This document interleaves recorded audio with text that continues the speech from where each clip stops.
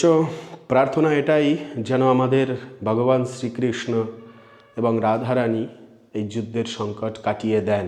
কেন কি আজ আমাদের অনেকটাই অসুবিধা হচ্ছে, শুধু আমাদের বলতে নয়, পুরো বিশ্বব্যাপী অসুবিধা হচ্ছে। গ্যাসের সংকট, তেলের সংকট, সব কিছু ধীরে ধীরে এভাবে যুদ্ধ চলতে থাকলে কিন্তু দেখা দিতে পারে। তো হাহাকার চলছে অনেক জায়গায়, অনেক মন্দিরে ফোন করেছি, অনেক জায়গায় ফোন করেছি ভক্তদের প্রসাদের ব্যবস্থা করার জন্য। আমরা যখন পরিক্রমা করাই, আমরা অনেক মন্দিরে প্রসাদ পাওয়ারও ব্যবস্থা করি, অনেক ভক্তরা মন্দিরে প্রসাদ পেতে পছন্দ করেন। তো সেখান থেকে কিন্তু না করে দেওয়া হচ্ছে ইতিমধ্যে, শুধুমাত্র এই গ্যাসের সংকটের কারণে, রন্ধনের সংকটের কারণে মিত্র এই ব্যবস্থাগুলো এখন নিতে পারছেন না ভক্তদের প্রসাদের। তো আমাদেরও সেরকম কিছু প্রবলেমের সম্মুখীন হতে হচ্ছে। এবারের কথা হলো, অনেকে প্রশ্ন করেছেন বা অনেকে কিন্তু এই হোমস্টেটা খুব ভালোভাবে মিত্র দর্শন করেনি। তো আজকে এই ভিডিওটিতে আপনাকে একটু হোম ট্যুর দিয়ে দিচ্ছি, হোমস্টের ট্যুর দিয়ে দিচ্ছি। আমাদের যে রাধারানীর কুটিয়া রয়েছে, সেই কুটিয়ায় কেমন কীরকমভাবে রুম আমরা তৈরি করেছি ভক্তদের জন্য। আর এটা শুধুমাত্র আমাদের জন্য নয়, ভক্তদের চাহিদা, যারা ফোন করেন তাদের চাহিদা বুঝেই কিন্তু তৈরি করা হয়েছে এই রুমগুলি। তো চলুন তাহলে একটু হোম ট্যুর দিয়ে দিই এই ভিডিওটির মাধ্যমে। তো দেখুন, এটা হলো আমাদের উপরের হোমস্টের দোতলা আর কি। তো হোমস্টে এখন পুরো খালি রয়েছে, যেহেতু প্রসাদ না দিতে পারলে কি আর ভক্তদেরকে ডাকা যায়? আর ডেকে তো লাভ নেই, অন্ততপক্ষে ব্রেকফাস্ট, লাঞ্চ, ডিনার এগুলো তো দিতে হবে। তো এই যে হোমস্টেটা দেখছেন, এটা কিন্তু খুব তাড়াতাড়ি বুকিং হয়ে যায়, অনেক ভক্তরা খুব তাড়াতাড়ি দেখেই বুকিং করে ফেলে। তো এটা খালি থাকে না। তো এখন কিন্তু খালি রয়েছে। এখানে আমাদের দুটো রুম রয়েছে। একটা হলো এই রুম, দেখুন, এটার আপনি অ্যাটাচ ব্যালকনি পেয়ে যাবেন। ব্যালকনি থেকে একটি সুন্দর ভিউ আসবে আমাদের গিরিরাজ গোবর্ধন পর্বতের। একদম এখান থেকে ধুধু করছে গিরিরাজ গোবর্ধন পর্বত। আর ওই যে সাদা রঙের একটি বিল্ডিং দেখা যাচ্ছে, ওটা হলো আমাদের আরেকটি আশ্রম। তো যাই হোক, এই হলো এটার অ্যাটাচ বাথ।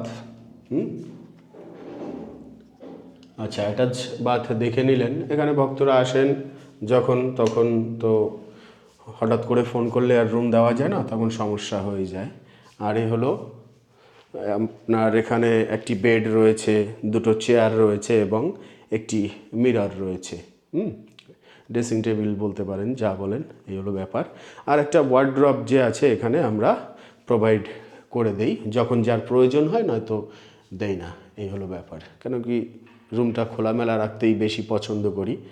আর এটা হলো আপনার লবি বলতে পারেন বা ডাইনিং স্পেস বলতে পারেন, যা বলেন। এখানে ভক্তদের, কেন কি এখানে তো মাত্র দুটো রুমই আমরা দিয়ে থাকি বেশিরভাগ। এই একটা রুম আর একটা হলো এই একটা রুম। এখানে হাত দেওয়ার জন্য বেসিন আছে, কোনো অসুবিধা নেই। আমরা খাবার জল দিয়ে থাকি।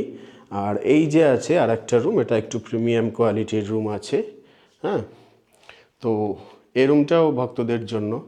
এবারে অনেকে বলতে পারেন যে প্রভু, উপরে হোমস্টে করলেন, টাকা তো অনেক খরচা হয়েছে, কিভাবে কি করলেন ম্যানেজ, বা কোথা দিয়ে হলো?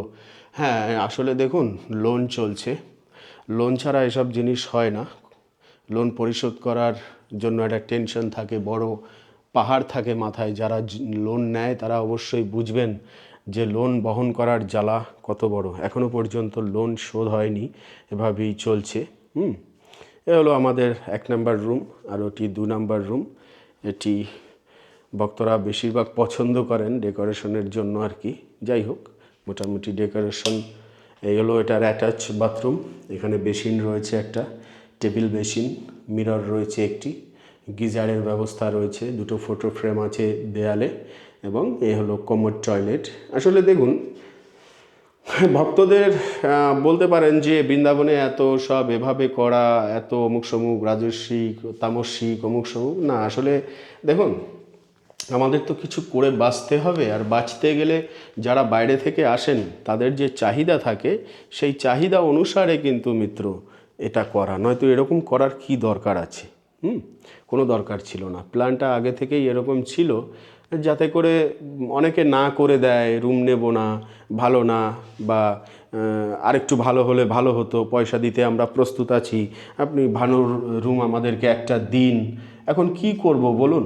আমাদের ঘর সংসার চালাতে গেলে তো এখন তাদের অনুসারে, পছন্দ অনুসারে রুম না দিতে পারলে তো তখন আমাদের তো আর রুম কেউ ভাড়া নেবে না, না? তাই একটু চেষ্টা করেছি এই আর কি, ধার দেনা করে করার। তো যাই হোক, তো এই রুমটা কিন্তু সবসময় পাওয়া যায় না। আরেকটি যেটি আছে আমাদের রুমের ব্যবস্থা ভক্তদের রাখার, সেখানে টোটাল আমাদের হলো 11খানা রুম আছে। তো সেই 11খানা রুমের মধ্যে এখানে তিনটে আছে টোটাল এখানে, কিন্তু একটা আমি আবার ব্যবহার করি কাজ বাজের জন্য আর কি। এই যে এখানে আমি সব কাজবাজের জন্য ব্যবহার করি এই রুমটা। এখানে কাজ করি, রাত্র 1টা 2টো অবধিও কাজ করতে হয়। একটি ম্যাপ রয়েছে এখানে, যেহেতু আমি অনেক তীর্থস্থানে যাওয়ার প্রোগ্রাম আছে, ওই জন্যই এই হলো আমার কাজের জায়গা। আর এখানে বসে জব টপ করি। প্রেমানন্দ মহারাজজির দেখুন একটা সুন্দর ফটো রয়েছে, তো তারপরে কৃষ্ণের ফটো রয়েছে। হ্যাঁ, আর এখান থেকে এই পাশ থেকে দেখুন আমাদের গিরিরাজ তো দেখা যাবে না, সেটা ওই পাশে, কিন্তু একটি ভগবান শ্রীকৃষ্ণের খুব সুন্দর মাঠ রয়েছে। মাঠ না, ব্রজধামের পদধূলির স্থান আমাদের গৌরাঙ্গ মহাপ্রভু এখানে ভক্তদেরকে নিয়ে, এই যে দেখুন এটা হলো রাধাকুণ্ডের তট। সে সময় তো গোবর্ধন অনেক লম্বা চওড়া বিশাল বড় ছিল। আজ যে সোনালী ক্ষেত, মা লক্ষ্মী দেবীর আশীর্বাদের কারণে কত সুন্দর এখনো পর্যন্ত শ্যামল সুন্দর সোনালী রঙে দেখা যায় গম ক্ষেত, ভুট্টা ক্ষেত, ধান ক্ষেত। তো এই ভূমিগুলো একসময় কিন্তু ভগবান শ্রীকৃষ্ণের লীলার স্থলী ছিল, এখনও রয়েছে, এখনও লীলা করেন। তো সেই স্মৃতির স্থান, গৌরাঙ্গ মহাপ্রভুর ভক্তদের কীর্তনের স্থান, রাধাকুণ্ডের তটে কীর্তন করেছেন ভক্তদেরকে নিয়ে, এবং ভগবান শ্রীকৃষ্ণ অনেকবার অরিষ্টাসুরকে বধ করতে গিয়েছেন এই ভূমির উপর থেকে, এখান থেকেই। তারপরে নন্দবাবা দিরা যখন অন্নকূট পূজা করেছেন, কত ব্রজবাসীরা সে সময় এখানে ছিল, তাই না? কত সুবাল সুদাম সখা, কৃষ্ণের সখাদের এখানে পদধূলি, এখানে দেবতারা এসেছেন, পুষ্প বৃষ্টি করেছেন। কোন ভূমির উপরে মিত্র? এই ভূমির উপরে, এই পবিত্র ভূমির উপরে, তাই না? তো তাদের চরণধূলিতে সিক্ত আমাদের এই ব্রজধাম। তো এমন সুন্দর একটি ভিউ কিন্তু এই স্থান থেকে পাওয়া যায়। হ্যাঁ, এটাতেও কিন্তু একটা ছোটোখাটো অ্যাটাচ ব্যালকনি রয়েছে। এই এখানে কিছু কাজের জিনিস আছে, ভেন্টিলেশন আছে উপরে। তো এই যে রুমটা, এই রুমটার বাথরুম কিন্তু উপরে, মানে ছাদের উপরে করে দেওয়া হয়েছে। এটা অ্যাটাচ বাথরুম নেই, বাকি আর যে দুটো রুম আছে সেটা অ্যাটাচ বাথরুমের। আর দেখুন, সত্যি কথা বলতে এই যে দুটো রুম আছে, ধার দেনা করেও এই যে দুটো রুম করা ভক্তদের জন্য, আমার হলো এই দুটো রুমই সম্বল। এটাই আমার ভবিষ্যৎ, আমার কাছে আর কিছু নেই প্রপার্টি। হ্যাঁ, একটা জায়গা ছোটোখাটো নিয়ে সেটার মধ্যে এই দুটো রুম করার, যাতে আমাদের সংসারটা চলে যায় ভবিষ্যতে ভাড়া দিয়ে একটু। এই ওই পেটের চিন্তা তো আসলে সবচাইতে আগে করতে হয়, সে কারণে মিত্র এই দুটো রুমই আমাদের সম্বল। আর বাকি যেটা আছে ওটাই আমি কাজ করি। ভক্তরা আসে, এভাবে চলছে, এই হলো ব্যাপার। তো যাই হোক, এবারে কথা হলো, ব্রজের সব সম্পত্তি রাধারানীর, আমাদের কোনো সম্পত্তি নয়। তাই যাই হোক, এখানে দেখুন আমাদের শ্রীমতী রাধারানী কীভাবে তাকিয়ে রয়েছে। কত সুন্দর রাধারানীর একটা ছবি রয়েছে এখানে। আর এই যে দেখুন, ব্রজের সবচাইতে বেশি সুন্দর তা হলো আমাদের ব্রজের সৌন্দর্য বাদর। এনাকে কিন্তু এখানে এনে টাঙিয়ে দিয়েছি। বাদর আর ময়ূর যদি না থাকে, তাহলে কিন্তু আমাদের ভালো লাগে না, তাই না? আর এখানে একটি দেখুন সুন্দর বৃক্ষ রয়েছে কর্নারে, আর ভগবান শ্রীকৃষ্ণের চরণ রয়েছে ছবি, রাধারানীর ছবি এবং গোবর্ধনের ছবি রয়েছে। আর এই হলো ভগবান শ্রীকৃষ্ণের চরণ এবং তার। আর এই রুমটায় একদম পুরো ম্যাচিং করে সব কিছু করা হয়েছে। গ্রিন একটি ট্রি আছে, যেন বৃন্দাবন বৃন্দাবন মনে হয়, এটাই ফুটিয়ে তুলতে চেয়েছি।